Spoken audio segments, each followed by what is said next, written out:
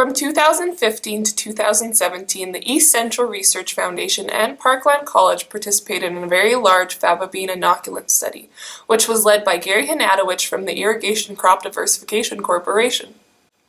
The study was conducted at 7 agrogram locations across Saskatchewan.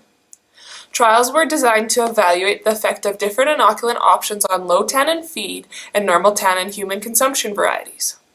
Snowdrop was used as an example of a low tannin feed variety, and FB9-4 was used to represent a normal tannin variety. FB9-4 proved to be problematic as it was difficult to meter the very large seed. Therefore, in the following 2 years, we switched to CDC SSNS-1 because of its smaller seed. Low tannin varieties were bred to be used as feed, as removing the tannin improves feed efficiency. Normal tannin varieties can be used for the human consumption market, providing seed size and other quality factors match the consumer demand. Traditionally, consumers want a large, undamaged seed with no browning or speckling. Each variety in the study was tested against 8 different inoculant options. The first treatment is the uninoculated check.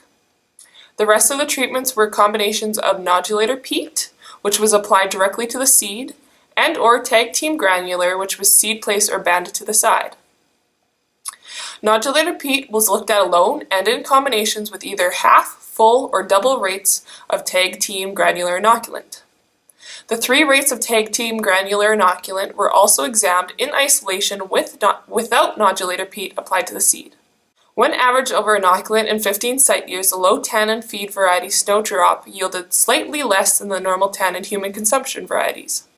After 15 site years, inoculant treatments with nodulator peat tend to be higher yielding. The granular and the peat inoculant utilized in the study are produced by 2 different manufacturers.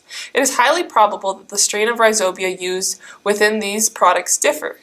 Therefore, the peat inoculant may have had a superior strain of rhizobia. However, the yield difference between the highest yielding inoculated treatment and the uninoculated check was only 6%.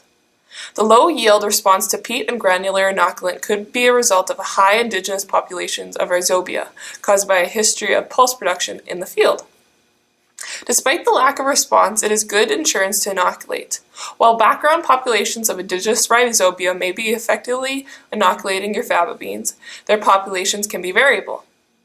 This could be seen at the site in Yorkton at ECRF in 2017. Now here's Mike in the field to show us those differences. This is the 3rd year for the faba bean inoculant trial. Initial findings indicate that faba beans are very good at utilizing native populations of rhizobia. In other words, we have not been able to detect differences between inoculant treatments. From outward appearances, it would appear that might be a case again at Yorkton. However, it's quite variable. If you look at this uninoculated check, it is clearly doing worse than the plots on either side, but the differences seem to disappear at the back of the plot. Here is another example of an uninoculated plot. You can't see any differences with the inoculated plots on either side. Now let's have a look at some of the nodules.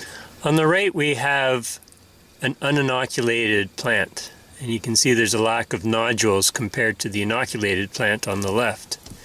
So even though faba beans are good at finding native rhizobia, there are pockets where they don't exist. So it's probably just good cheap insurance to inoculate regardless.